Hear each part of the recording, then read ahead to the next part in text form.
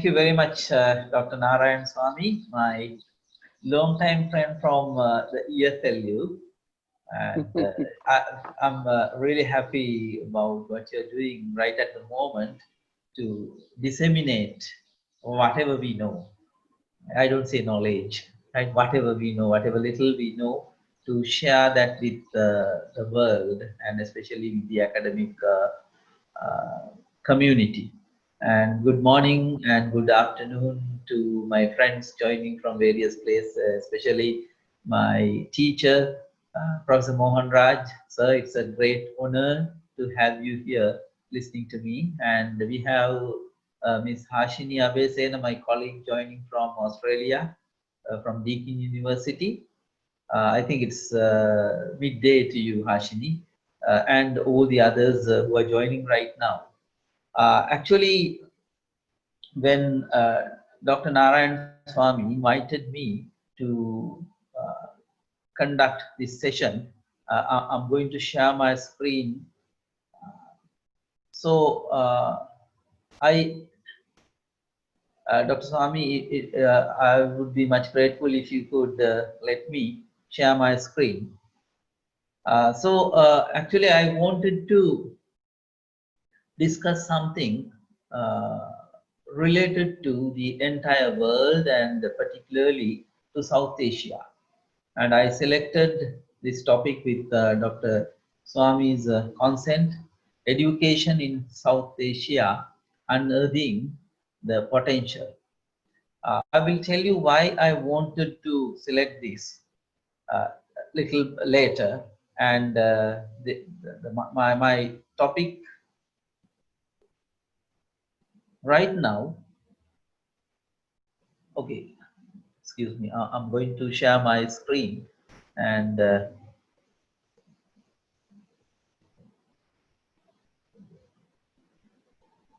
right. Education in South Asia, unearthing the potential. This is the topic I have selected for today's talk. Actually, South Asia, if I present you a few things about South Asia, we know currently we have 8 countries in South Asia. We are working together as SAARC. Afghanistan, Bangladesh, Bhutan, India, Maldives, Nepal, Pakistan, and Sri Lanka. These are the South Asian countries, and Iran is waiting to join us very soon with all its potential. And I see Professor Jayashree Mohan Raj is also joining us. Good morning, madam. It's a great honor. So, Good morning. Right now, we have these 8 countries working together as South Asia.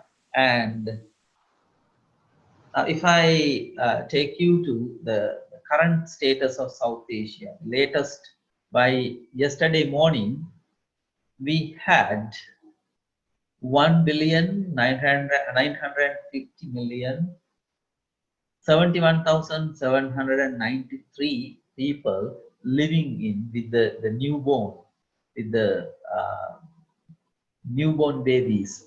By yesterday evening, we had this much of population, and it comes to 24.89 of the world population. That is nearly 1/4 of the world's population. And it is the most populous region in the world. This mass amount of people, 1.9 billion people, they're living in this region, and a real asset, as I think, to today's world is neglected and is in majority of the people, they are still in darkness. So I selected my topic, education in South Asia, unearthing the potential. The potential I see is 1.9 billion people living in South Asia. What are we going to do with these people? And how can we help improve the quality of life of these people. Now, going a little further into details, right? In these countries, we say now we see in Afghanistan we have around 36 million people. Bangladesh 162, and Bhutan, of course, compared to our neighbors, right? They have got only 782,318 people, and India, from where Dr. Narayan Swamy is, we have 1,326 million people, 1.3 billion. And then Maldives, again, very minute amount compared to India, Bangladesh, and Afghanistan. Nepal, 30 million, Pakistan 233 million, and Sri Lanka 22 million. We are also a very small country. When I compare these countries in terms of adult literacy, now we find in Afghanistan it's 43%, and Bangladesh 73, Bhutan 66, India 74, Maldives 97, and Maldives, of course, they are the champions. Nepal 67.91, Pakistan 59, and Sri Lanka 91. Now, when we think of these statistics against the GDP of the countries, now we find India is playing a huge role with a GDP of 9.474 trillion US dollars, and with a per capita income of $7,200, and the education expenditure, what we spend for education. Uh, in Afghanistan, it is 4.1 of their GDP, and Bangladesh 2% of their GDP. And in Bhutan, it's 6.6, and India 3.8, Maldives 4.1, Nepal 5.2, and they come as a second, and Pakistan 2.9, and Sri Lanka 2.8. Now, one thing is very clear, that is the amount of money we spend. Now in Nepal, it is 5.2% of their GDP. Their GDP is 79.19 billion, and their population is 30 million.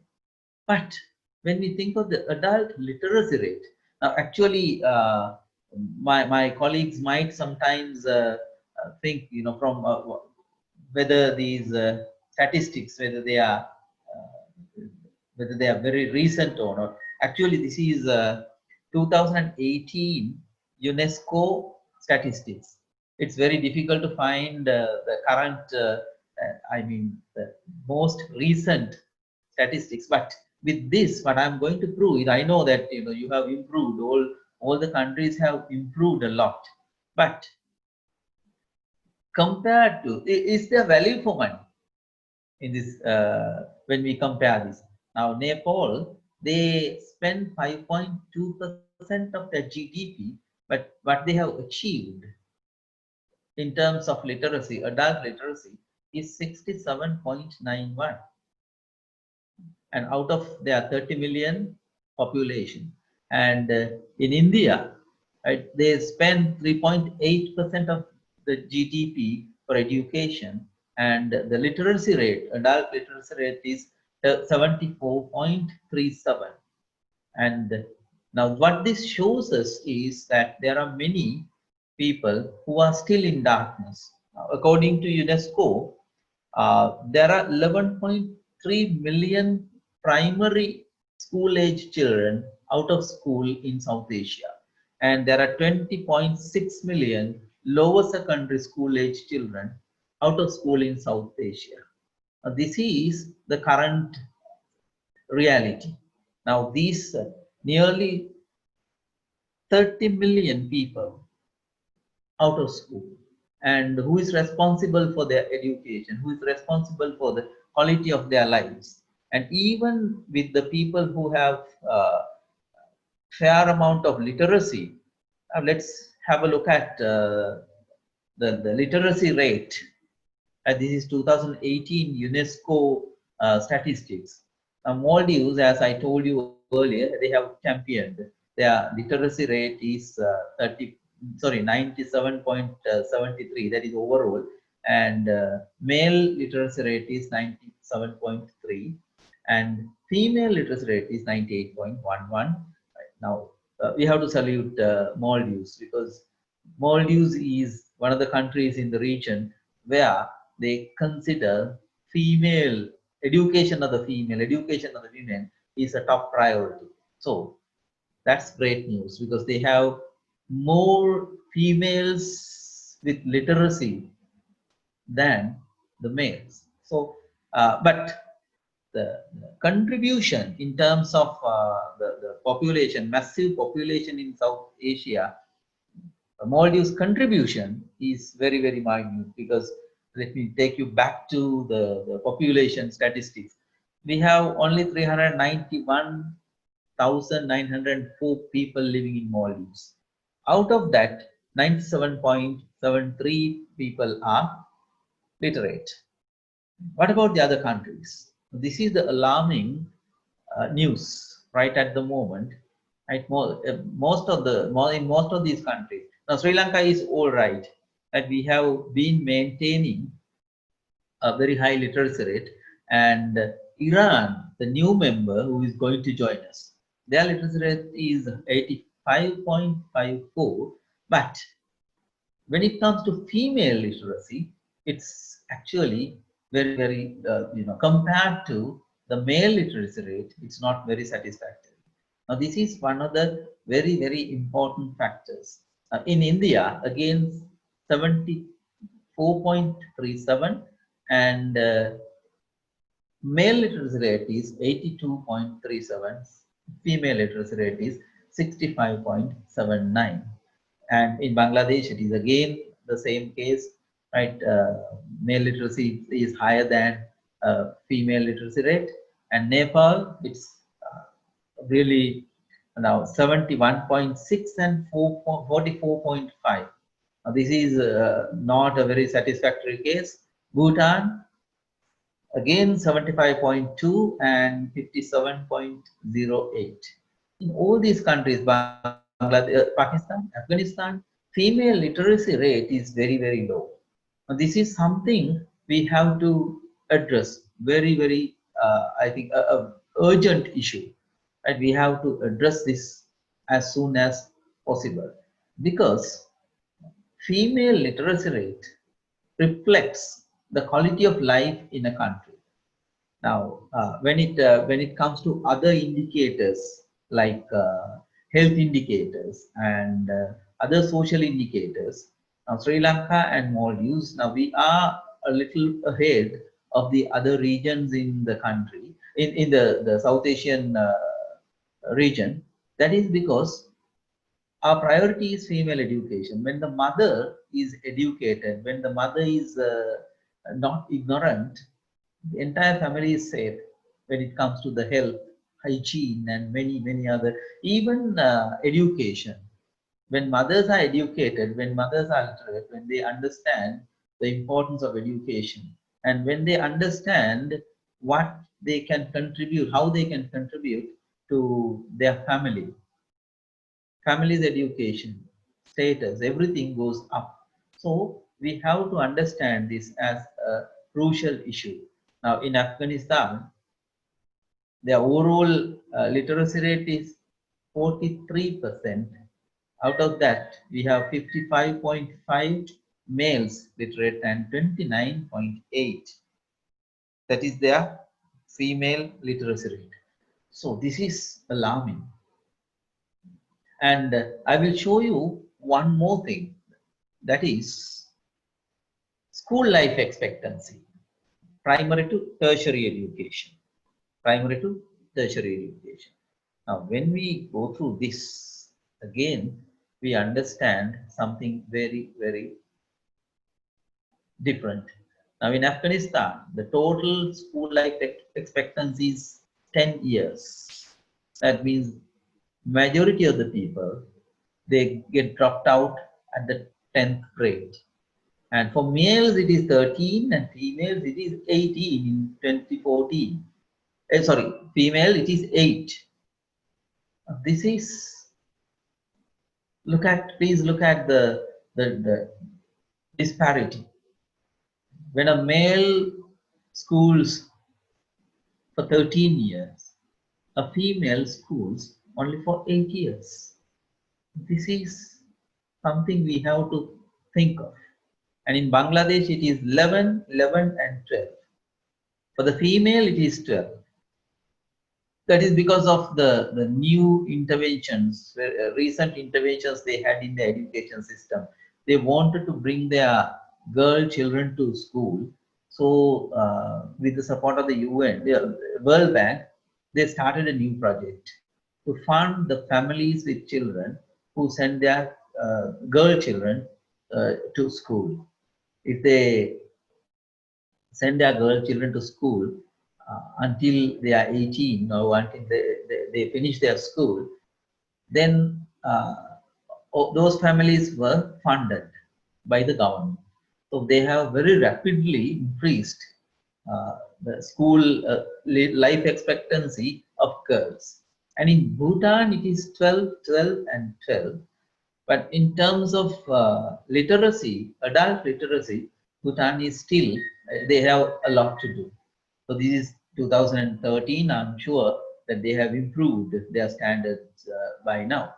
And India, it is 12, 12, and 13. And India is one of the countries where, again, female children, their school life expectancy is 13 years. That means even after school, right, they get into tertiary education. Now, when majority of the males stop their school education at +2, females, girls, they continue, and that's what we see here. And unfortunately, I didn't find data related to Maldives. And in Nepal, it is again 12, 12, and 13. And with all these things, Nepal, we see they have to do a lot to improve their education standards. And in Pakistan, it is 8, 9, and 8. Now, this is one of the countries, again, like Afghanistan, where male school life expectancy is greater than the female school life expectancy. And in Sri Lanka, it is 14, 14, and 14. That means we have 13 years of education in Sri Lanka, and school life expectancy of both males and females, it comes to 14. What this means is that they, even after general education, at least they go for one more year and for higher education. And now this is what we have to reach. This is what we have to reach. Actually, it should not be 14, it should be beyond that school life expectancy. If we are to improve the quality of education, and if we are to improve the quality of people, their lives in South Asia, we have to target at least for 17 years of school life expectancy, that is up to the point where they complete their tertiary education. And now this very clearly shows that we as South Asians, we have to do a lot to improve our education standards. Now, with all these statistics, let me take you to the world standards. Actually, the UN introduced Millennium Development Goals just before the previous millennium ended. In this, out of those 8 Millennium Development Goals, we have one very, very important goal. That is the second one, achieve universal primary education. And to my understanding, all the other Millennium Development Goals, they are linked to the second one, that is achieve universal primary education. If we improve the standards of education, at least universal primary education, at least the if we can complete primary education, or if we can provide primary education to all the children in South Asia, we would have Had we done this, we would have achieved most of the Millennium Development Goals by 2015. We failed there. And the result was the emergence of 17 sustainable development goals. I'm not going to list them one by one. But again, the fourth one is education. And education is again linked to all these sustainable development goals. Now, the first one and the second one, no poverty and zero hunger. Both are linked to education. If we educate our masses in South Asia, there won't be hunger, there won't be poverty. And in terms, compared to the world, right, with the mass population, with 1.9 billion people living in our region, poverty and hunger, these two are the most uh, crucial problems in our region. Many people live under poverty line and many people suffer. They are hungry and oh, at least they don't get enough to eat. So, 17 sustainable development goals, again, we are to achieve them by 2035. If we work at this rate, I have my doubts whether we'll be, I don't know whether we'll be able to achieve these goals. To achieve these goals, what we have to do is to educate the entire world and particularly South Asia with its 1.9 billion people. And why should we focus on South Asia? As I have already mentioned, South Asia is the powerhouse of human capital in the world with 1.9 billion people and with comparatively younger countries. India is the youngest country in the world. And compared to other regions of the world, we are still younger. And with 1.3 billion people, when India becomes the youngest country, India's contribution to human capital development or human capital requirement in the world is very, very great. And that it's enormous. And we have to understand this. And simply educating the masses in a few countries in South Asia like India, Pakistan, and Bangladesh, we would be able to create Asia the powerhouse of human capital for the entire universe. And with that, it is very easy for us to gain economic power. It is not a single country. I don't believe in a single country achieving economic power. It is South Asia achieving economic power, gaining economic power as one entity, providing quality human capital to the world and with our great creativity and innovation. I earlier told you that uh, India, right, and particularly South Asia is a very young region. Now, in this young region, there is a lot of creativity, there's a lot of innovation, and all these things, innovation and creativity, is hidden in darkness. That is because of education. We have not been able to provide quality education to masses. So, to, to unearth creativity and innovation of people, these young people in the South Asian region, we have to educate them properly, and it is quality education.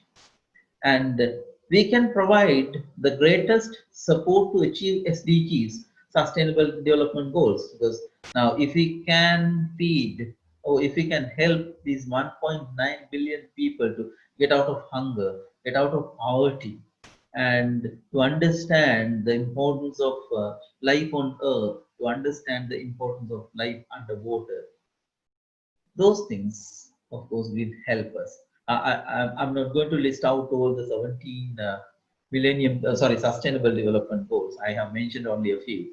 And education is linked directly to poverty and then to um, hunger, and then life, environment, and all these things. And with that education, why we focus on South Asia's quality education is we can boost the fourth industrial revolution.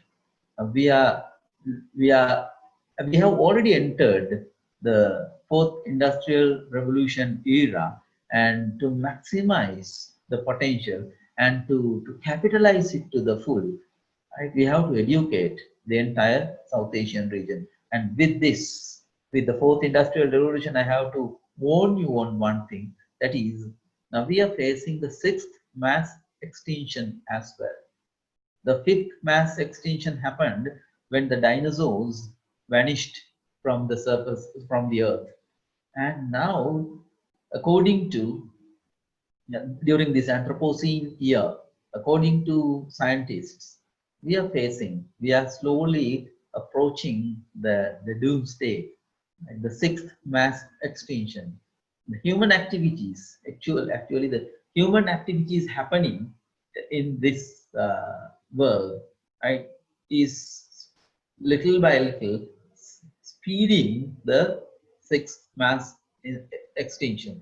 If we can educate the masses in South Asia, we can contribute to. I don't think we can stop this, right? If it's very doubtful, but at least we can delay. As Lord Buddha mentioned, everything is impermanent. So this impermanence is a universal truth. But if we can contribute to delay the sixth mass extinction by a few hundred years, right, that's good, because there is no other place for us to live other than this lonely blue dot. So let's educate the South Asians, the masses, and with that, let's make our contribution, whatever little contribution, to delay the sixth mass extinction. And to do all these things, now this is the main idea of my presentation today, simply unearthing the potential of millions of men and women who are in darkness, especially the women in darkness. There are millions of women who work in our region, and they don't know whether they get paid fairly. When they don't know whether what they earn is fair, whether it is whether their work, whether their labor is fairly compensated. They don't know. That is because they are illiterate, they are in darkness. So empowering these men and women in South Asia, that will create a different South Asia, that will improve the quality of life in South Asia. So that is the main objective of my, to enlighten you and to appeal you to get together is the main objective of my presentation today. Now, how can we do this? That is the other challenge. Now, when we go through the Sustainable Development Goals, the 17th Sustainable Development Goal is partnership. It is only through partnership we can achieve quality in life, quality of life in South Asia. That is the only way. We have to bring all the resources together.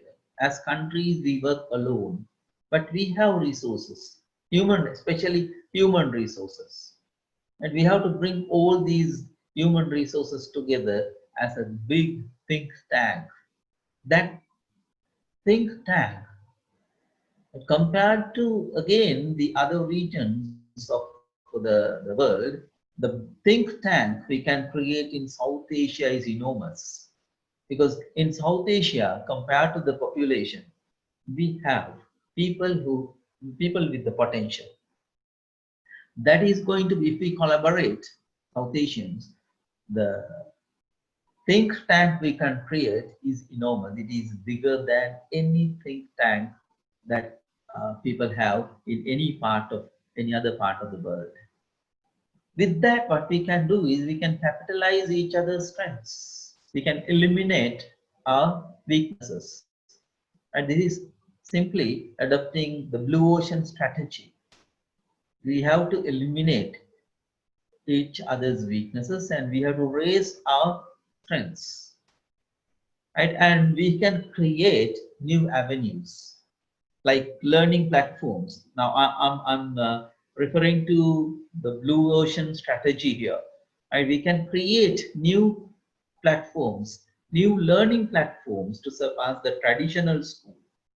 When I say education in South Asia or educating the masses in South Asia, we have to go beyond the walls of the traditional school. So developing these learning platforms, new learning platforms to surpass the traditional school is one of the very urgent things we have to do through partnership. And I believe in a common South Asian framework of reference for education. This is something we don't have. Now here, many people might question me in terms of politics, whether we can do this, right? When we have different political ideologies in different countries and when people are divided politically. Let them be divided politically, but as academia, we can work together. We can work together for a common goal. That is the common South Asian framework of reference for education. And we are the people who can create this and help our masses understand the potential of education, help them come out of darkness. And making education of the masses the top priority of the academics and professionals of the region. As professionals and academics of this region, we have to make South Asia our priority. It is not Sri Lanka, not India, not Bangladesh, not Maldives, or a single country. We have to make South Asia our priority because this is the powerhouse of energy. All the academics and professionals, if we have one goal in our heart, that is to achieve excellence in education through bringing synergy into the education system. Synergy is one of the very beautiful words I have heard in management. Bringing synergy into the education system through partnership.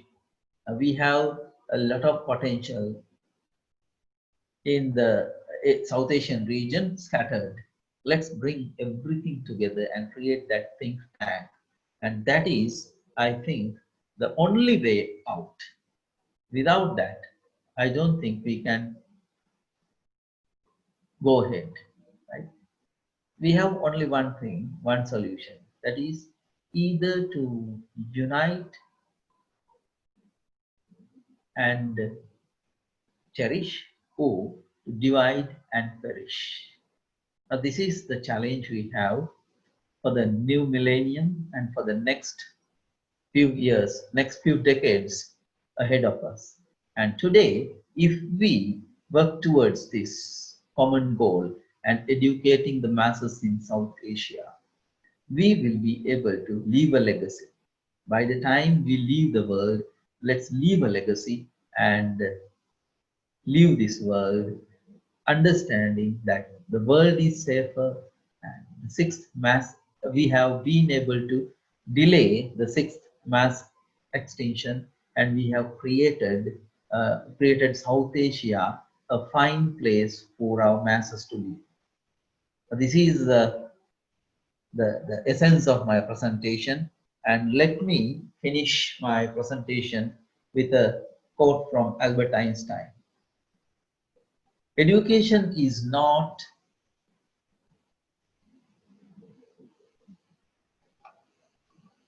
the learning of facts. Education is not the learning of facts, but the training of the mind to think. This is very apt for our region. It is education is not the learning or teaching of facts to our masses, but the training of the mind to think. And if we train the minds of millions and billions of people in South Asia to think, we'll be able to make the world a better place and our future will be to a certain extent, to a certain extent, it will be safer and it will be beautiful. So thank you very much for listening to me this morning and hope I've been able to inspire a few people listening to this simple man to create a better world for tomorrow. Thank you very much.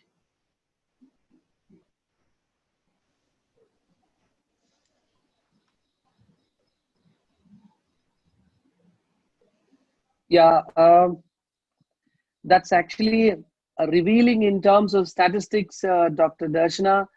And as Professor Mohanraj sir said, that it's really enlightening, and then a bird's eye view of the entire situation in South Asia, and it is highly appreciable and inspiring to listen to that idea idea of being considered as one unit from the whole of South Asia is really changing our perspective to think instead of thinking in terms in a narrow way. That broad vision of being together and growing together collectively is that single line is the power of your presentation, and it's giving a completely different perspective. And thank you so much for your presentation and your time. And although I know that this is the sixth one in the continuous presentations, consecutive presentations, every day one or two you have. So giving your time is so valuable for the group as well as the participants. So with this, may I request the participants to have any sort of interaction or questions or clarifications you need? Yeah. Good morning, Dr. Swamy. Good morning, Jayashree ma'am. Good morning. Good morning, Dr. Madhumati. Good morning, ma'am. Jayashree Good morning, ma'am. everybody. Good morning, everybody. Wonderful. Sir, Yes. it was indeed a real factful presentation with all the statistics, and it was an eye-opening. And I love the fact that you stressed on the point that women education should be the priority to make Southeast Asia to be more and more vibrant. That point is really, which I loved it, that the fact that you have really exhibited out. Thanks a lot for giving us scope to realize once again and to make women empowerment. Thank you, sir. Thank you. Thank you very much, madam. May I? Sure, madam. Yeah, thank you very much. It's wonderful meeting you, Darshana. The gentle Darshana, I always call you. One question I have is about the literacy. Yes. It's wonderful statistics. I think it is very important to define literacy. Have you got a definition of literacy? Because each country has their own definition of literacy. Literacy does not mean just to sign your name, put your signature. In some places, that is what is called literacy. So, have you done a bit of study as to the kind of definition all these countries have given in terms of literacy? Yes, ma'am. Thank you very much. Thank you very much for your question. It's very, very important because when we come to the term literacy, what we understand basically is the traditional definition to literacy, that is being able to write your name and read your name. But it goes beyond just writing your name or reading your name. And today, in today's context, of course, we have added so many things to literacy. Personally, to me, literacy means functional literacy. That is being able to understand, because now we have this oral communication and being able to understand what others say, being able to understand what others write, being able to understand, being able to produce something logical in terms of writing or in terms of speech. And not only that, if you are able to key in something, that is also literacy, because maybe there are people who cannot write but who cannot type, key in things, right? And there are other literacies also. Now, in today's world, we have the information literacy, we have technological literacy, and then we have scientific literacy. And literacy goes on to different branches. And still, I think in our region, what we mean by literacy is very, very traditional and minute definition, that is being able to read and write one's name. The three R's. Yes, ma'am. So what I believe is, even though we have said that our literacy rates are very high, actual literacy, when it comes to this collective definition, I'm sure it's very, very low. So what we have to, as educators, do is to help masses achieve full potential in literacy. Darshana, in this connection, Yes. I'd like to talk about the national education policy that we have introduced this time. Yes, sir. The operational term is productive functional literacy, which needs to be given to every child in the first 3 years. In fact, this is a wonderful thing that the national education policy has done. And the child goes to is made ready to do a lot of reading and writing by the time the child is about 6 years old. I think this is a tall claim that we are making.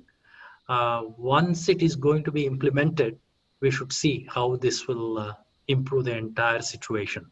I think when you mentioned it, I was immediately reminded of NEP, where they use the term productive functional literacy. That's the term that's used. Yes, and in Sri Lanka also, we are of course we have started this education reforms process, and one of our goals of national education, national general education system, is a productive, an active contributor to national development. When it comes to active contributor to national development, we have several goals in our mind. That is, one is literacy, and that is helping our children to achieve. Helping our children to achieve overall literacy, not only the ability to read and write their name. So I think we, India and Sri Lanka, now we have started working towards this common goal, and what we have to do is we have to force everybody to join hands together to achieve this common goal. And ma'am knows that, I've been, and even sir, you both know that I've been a great believer of common South Asia. Yeah, I know. Yeah. No, we had a collaboration. I hope that will continue. Long ago, we had a collaboration almost 20 years ago. Hope that will revive and a lot more we can. Yeah. Sorry. Actually, my worry is this. You have given statistics pertaining to different 7, 8 countries. No, 7, 8, 9 countries. 9 sometimes 8. And you have given statistics about literacy. What I'm asking actually is, have you worked out these definitions of literacy in each country? Do they, correlate? That's one thing. And one information is the latest, we had 3.8% allotted for education. Now the government, Indian government is proposing 6%, which is the latest. But still, my worry is, what do we call literacy? What you said is contributing to the national development. Yes, fine. But in India, the definition is different. In Afghanistan, it could be different. So this is what I think it is worth looking at, and maybe that would prompt you to do another paper, Darshana. Sure, ma'am. Yeah. I will definitely do that. Yes, with all these insights, I will definitely do that, because now I have started getting into education, this general field, and not deviating from English language education, but as an educator, I think it's my duty to go beyond English language education, and to be in more in general education, and especially to understand education as the driving force of development. So I will definitely do that, ma'am. Thank you, Darshana, as always. Thank you. Thank you. It's a great privilege that you both are there to listen to me. Thank you. Thanks to Swami. Dr. Swamy.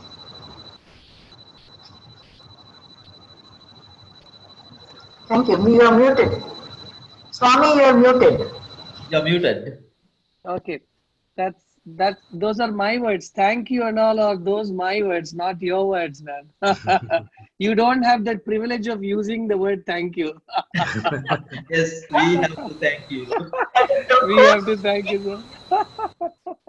The You don't have that UNESCO, privilege. yeah, sorry, the Sir, UNESCO Mohan sir document that assist. came out recently, Yes, sir.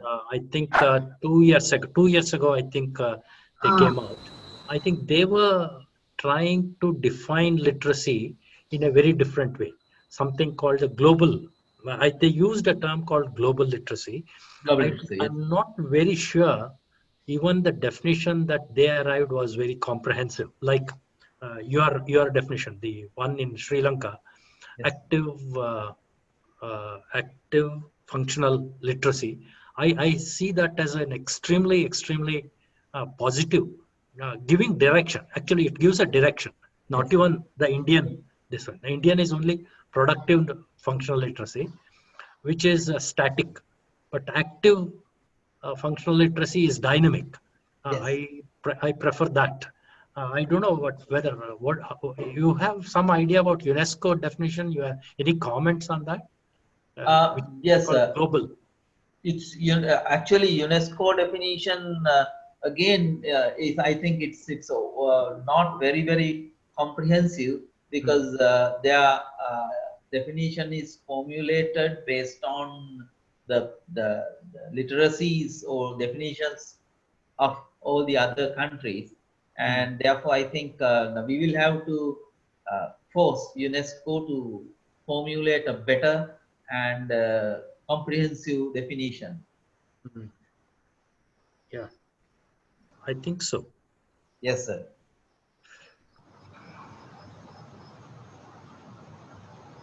So, Dr. Swamy, Yeah, yes. Uh, I think that's about the questions. Um, Probably we might call it a day. sure. I Yes. think if there are no questions from the participants. Yeah. So once again, thank you, Dr. Darshana, so much for giving a talk and sharing your knowledge. And in fact, your presence has enriched the platform, and then it has elevated our efforts to share knowledge. Thank you so much. We are so grateful to you, and looking forward to a couple of talks on literacy, and and the next one about the girl child education from you. But not, we won't bother you now. We'll give you some time. So after a month or two, again, uh, be ready to be bothered by us. Thank you. Thank you. I will. Thank you, Okay. Darshana sir. Thank you, Swami sir, for bringing Jaishu ma'am and Mohan Raj sir onto the screen and seeing them after a long time. It was a pleasure. Thank you. Thank Thank you you. very much. It's a pleasure. Normally, I'm not in. Today, Darshana was a motivation for me to be here because this hour I'm mostly engaged. I'm a housewife now, you see. No, Ma'am, so, but yeah, you I'm are busy. with us forever. That's true. But this was a motivation. Thanks, Swami, and thanks, Darshana. Yeah, Pleasure meeting you. yeah. Thank you. Thank you. Okay, then Thank let's end the meeting. Thank thank you. you. Thank Thank you. you. Thank you very much.